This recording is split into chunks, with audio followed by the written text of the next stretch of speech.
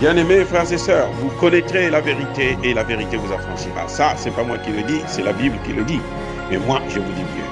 Vous connaîtrez la vérité historique, notamment celle de vos ancêtres kémites, et vous aurez une vision globale de ce que c'est que la vraie souveraineté politique. J'ajoute, vous reviendrez à la spiritualité africaine ancestrale et vous comprendrez les enjeux de l'indépendance économique.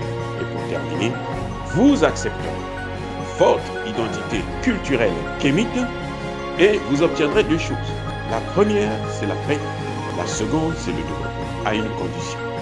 L'unité de toute l'Afrique noire, l'unité de tous les Noirs du monde entier.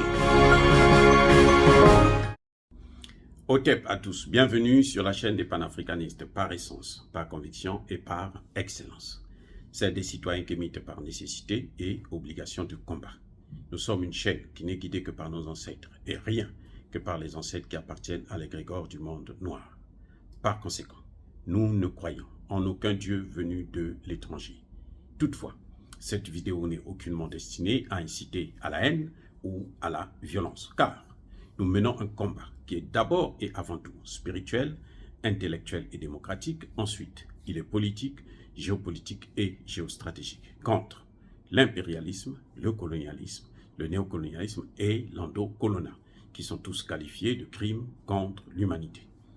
Nous menons ce combat sur la base du principe fondamental que nous avons hérité de nos ancêtres kémites, qui est celui de la Mahat, c'est-à-dire solidarité, vérité et justice.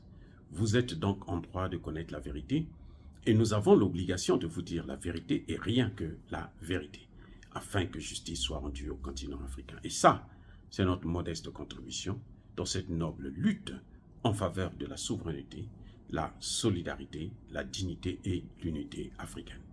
C'est exactement ça que nous appelons le panafricanisme. Bien-aimés frères et sœurs, j'ai été choqué, j'ai été frappé, j'ai été bouleversé par les embrassades. Le président Gbagbo qui se jette dans les mains d'Angela Merkel. C'est une victime qui vient embrasser son bourreau. S'ils se sont réconciliés avec Angela Merkel, ok. Je n'en dis rien, mais vous savez, le président Gbagbo a mené un combat tellement dur, et je le comprends.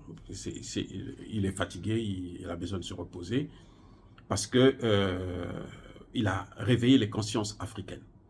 Le panafricanisme a repris de la force avec le combat que lui il a mené contre la France de Jacques Chirac et de Nicolas Sarkozy. Donc, il faut reconnaître la grandeur de l'homme.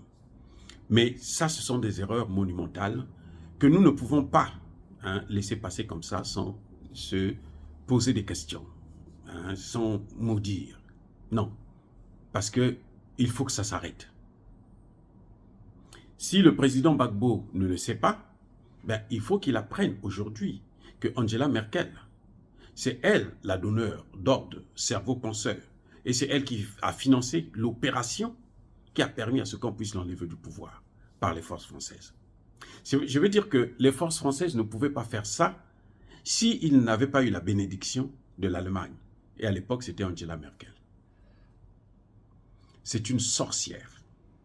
C'est une méchante femme. C'est un monstre. Eh oui, c'est un bourreau. Il n'y a rien à faire. Donc, quand on voit le président Gbagbo, lors de la remise du prix de la recherche pour la paix, qu'on a d'ailleurs attribué à cette lugubre femme, cette femme de tueur criminel, cette femme qui est à l'origine de la guerre en Ukraine, il ne faut pas l'oublier. Elle a déclaré elle-même que la guerre, les accords de Minsk, c'était pour gagner du temps, parce que nous devons armer l'Ukraine pour que l'Ukraine puisse faire la guerre à la Russie. Angela Merkel l'a dit. Et François Hollande l'a confirmé. Donc aujourd'hui, nous sommes au bord de la Troisième Guerre mondiale à cause de cette femme à qui Ouattara a choisi de donner le prix Houphouët-Boigny. C'est-à-dire qu'on a tué Houphouët-Boigny une seconde fois. Donc, quand Gbagbo vient pour venir faire allégeance devant Angela Merkel, moi, ça me scandalise. Ça me surprend. Je suis hébété parce que je me dis, mais pas le président Gbagbo. Il est allé passer 11 ans en prison à cause de cette Angela Merkel. Si Angela Merkel avait dit à Sarkozy, non, ne fais pas ça, Sarkozy n'allait pas oser le faire. Eh oui. C'est comme aujourd'hui, on l'a vu. Même la France, aujourd'hui, pour donner, équiper l'Ukraine, elle a besoin de l'aval non seulement des États-Unis, mais aussi de l'Allemagne. Vous savez, pour recevoir Zelensky à l'Élysée, il était obligé d'appeler Olaf. C'est pas pour rien. Donc, Angela Merkel, c'est une femme brigand. C'est un bandit, une bandite plutôt, qui a du sang, y compris africain, sur les mains. Elle n'est pas du tout une femme de paix. Donc, lui donner ce prix qu'on a attribué au nom du président Houphouët-Boigny, c'est se moquer, encore une fois de plus, de Houphouët-Boigny. Il n'était pas un enfant du cœur. Hein. On sait le rôle qu'il a joué pour déstabiliser le continent africain, pour ramener les pays africains sous le joug de la France. Mais, chez nous, on dit, quand vous avez un malade chez vous, c'est à vous de le respecter. Donc, nous, on préfère le respecter quand on est entre nous, plutôt avec des étrangers, mais quand on est entre nous, on doit se dire des vérités.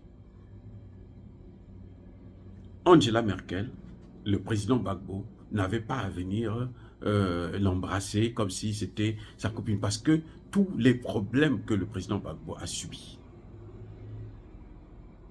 notamment ce qu'il a amené à la cour de La Haye, c'est à cause de cette femme-là, entre autres. Elle n'était pas au devant de la scène, c'est comme les Américains. Ils ne sont pas au devant de la scène, mais ce sont eux qui gouvernent l'OTAN. Quand la France gesticule au Mali, un peu partout, mais ils ont la bénédiction des Américains. S'ils n'ont pas cette bénédiction, ils ne peuvent rien faire. C'est pareil pour la France et l'Allemagne. Quand on arrive à un niveau inférieur, là, après les États-Unis, c'est l'Allemagne qui gouverne l'Europe. Ah oui, depuis que l'Angleterre est sortie de l'Union européenne, c'est l'Allemagne qui gouverne. Donc, je crois que c'était pour moi, à mon avis, une grosse erreur de la part du président Gbagbo. Hein, Bédier pouvait être là. Bon, ils vont dire que camoufler ça, que bon, c'est à cause de la réconciliation. Non, vous savez, et je dois vous le dire encore une fois de plus, je suis l'inventeur de la théorie de la prévention, la justice transitionnelle, la prévention des conflits et la justice transitionnelle.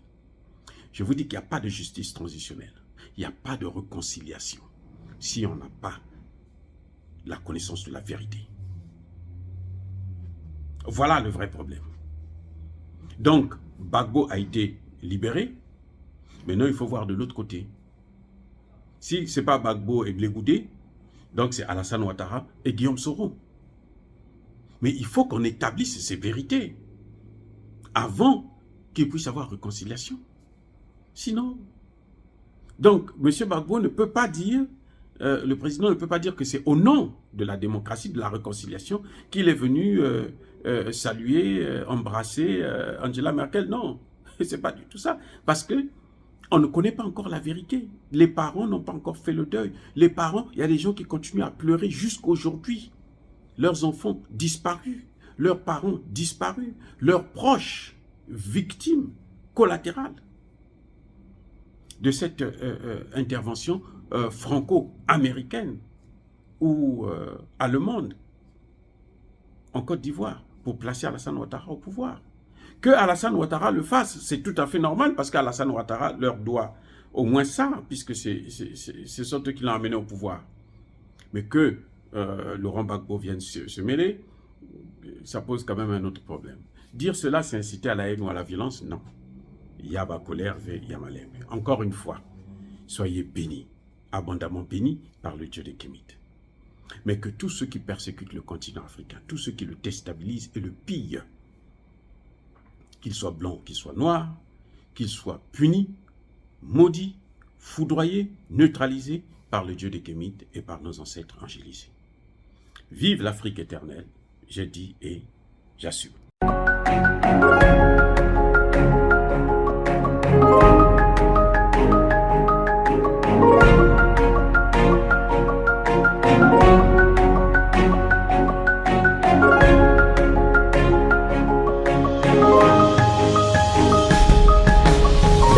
Eux, ils marchent par la foi et non par la vue.